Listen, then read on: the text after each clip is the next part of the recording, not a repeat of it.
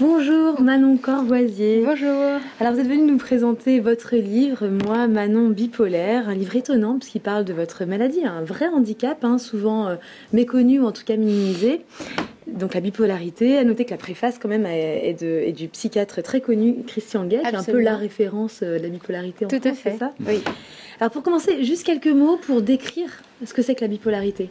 Donc en gros, la bipolarité, ou autrement dit la maniaco-dépression, c'est une alternance de phases de dépression avec une humeur triste, voire des pensées suicidaires, un ralentissement psychomoteur et des phases d'exaltation où la personne part dans des grands projets souvent farfelus avec une perte de contrôle, une désinhibition exagérée. Alors des ouvrages sur la bipolarité, ça existe, qu'est-ce que ça apporte en plus par rapport à ce qui se fait déjà sur le marché, entre guillemets?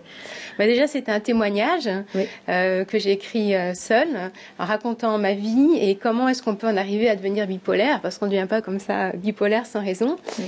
D'autre part, la deuxième raison, c'est que je décris des comorbidités, c'est-à-dire d'autres troubles psychiques qui sont souvent associés et qui malheureusement masquent le trouble racine qui est la bipolarité.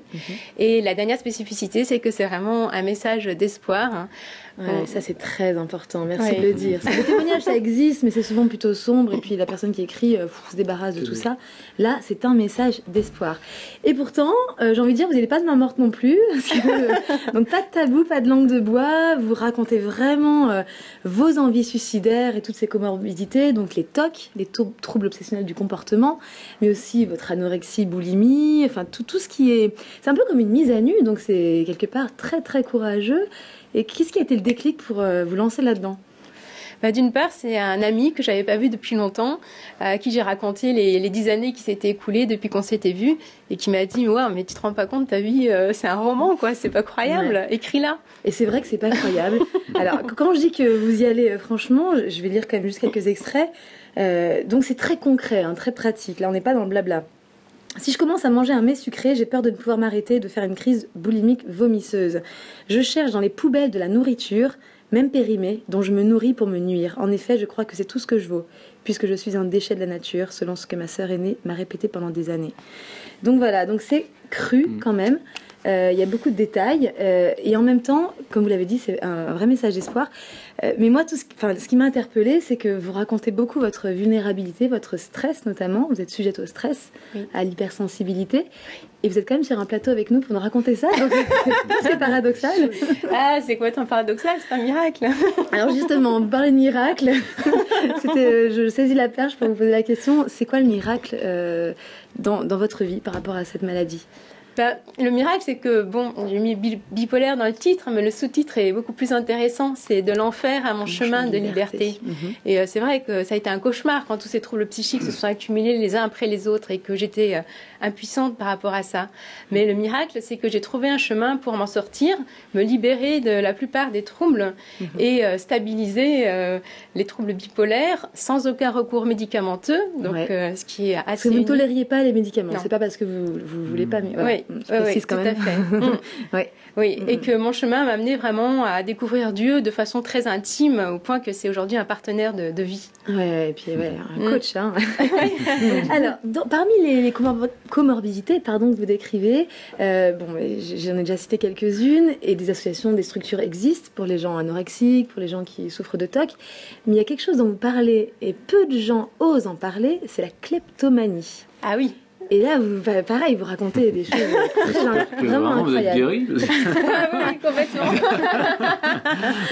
Alors, racontez-nous un peu ça, parce que donc c'est pas une manie au sens où on l'entend, mais c'est une vraie maladie, la kleptomanie. Oui, c'est une vraie maladie, c'est une pulsion, une compulsion dont les gens ont tellement honte qu'ils n'en parlent même pas à leur psychiatre et qu'en effet, il n'y a pas d'association de kleptomanes puisque les gens restent cachés chez eux et en souffrent énormément. C'est une pulsion qui pousse à commettre des vols. Et partout, lieu public, magasin, famille, proches, amis. Oui, absolument, oui. Absolument. Et j'en ai parlé à mon psychiatre. il a levé les bras au ciel, la psychologue, elle était assez démunie. Et finalement, j'ai trouvé une thérapie qui n'existe dans aucun livre. Hein.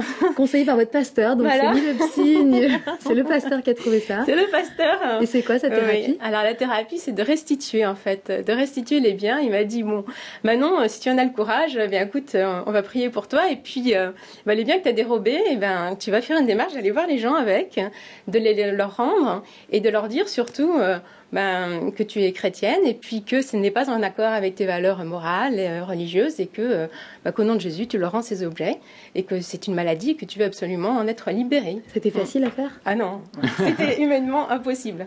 Ouais. Humainement, c'était impossible. Mais c'est vrai que là, j'ai vraiment eu un soutien spirituel très fort qui m'a permis de le faire. Et alors, donc ça, c'est donc votre solution à la kleptomanie. Mais en fait, ce qui est vraiment chouette aussi, c'est que vous racontez plein de choses très pratiques sur vos, on va dire, les stratagèmes que vous mettez en place. Alors, donnez-nous quelques exemples pour stabiliser, on va dire, la maladie, parce qu'elle ne part pas complètement. Alors, que c'est quoi vos petits stratagèmes, des exemples? C'est vrai que j'ai tendance à être très angoissée. Oui. Alors je me suis dit, tiens, je vais me mettre à jouer d'un instrument de musique avant parce que ça va jouer sur le souffle et puis ça va peut-être me calmer. Et en effet, je me suis mis à jouer du saxophone il y a quelques années. Et c'est vrai que c'est mon petit mot régulateur, c'est-à-dire régulateur de l'humeur. Quand je suis un peu trop excitée, ça me calme. Et quand je suis dépressive, ça me remonte. En fait. La musique apaise les mœurs. Oui. Il y a aussi la danse. Hein. Et la danse. Et la danse en couple, en fait. Donc ça, j'avais initié avant les troubles. Et c'est vrai que lorsque je danse, ça me met dans un autre état. Et ça me permet vraiment de libérer des hormones de plaisir, c'est une autre thérapie sans effet secondaire. Et alors, la pression du travail est compliquée pour vous, donc voilà. En revanche, la pression de la scène, quand il s'agit de danser devant plein de gens, ça, vous gérez très bien et ça se passe très bien. C'est marrant, ça aussi. Ah oui, complètement. Oui, c'est vrai que pour ça, il n'y a aucun souci. Moi, j'ai même fait la danse de louange et devant un public nombreux. Quand je joue dans un big band du saxophone, il n'y a aucun souci. Je me sens très à l'aise. C'est paradoxal. Et vous pratiquez aussi le massage. Alors, le massage, c'est quelque chose qui vous détend aussi. C'est quelque chose qui m'a beaucoup aidée, surtout lorsque j'étais vraiment au plus profond de l'anorexie. J'avais plus du tout conscience de mon corps, en fait. Il n'existait pratiquement plus. Et le fait que je me sois prêtée à des massages, ça m'a permis de réintégrer, en fait, une image corporelle. Je précise juste que vous faisiez 35 kilos à l'époque et vous étiez un vrai squelette, hein, sur les os. Oui. Oui. Et donc, ça vous disiez là ça... Oui, c'était effrayant, mais ça m'a permis de reprendre conscience de mon corps et de me le réintégrer complètement, oui. En tout cas, c'est vraiment un très très beau témoignage. Moi, Manon, bipolaire de l'enfer à mon chemin de liberté. Donc un livre qui va à la fois dans le détail de ce que c'est que la maladie, et je pense que ça peut être vraiment une aide précieuse pour ceux qui cherchent encore s'ils ont des troubles. Voilà. Et puis à la fois un chemin de liberté qui est proposé, en tout cas c'est le vôtre, et puis voilà, les gens en font ce qu'ils veulent.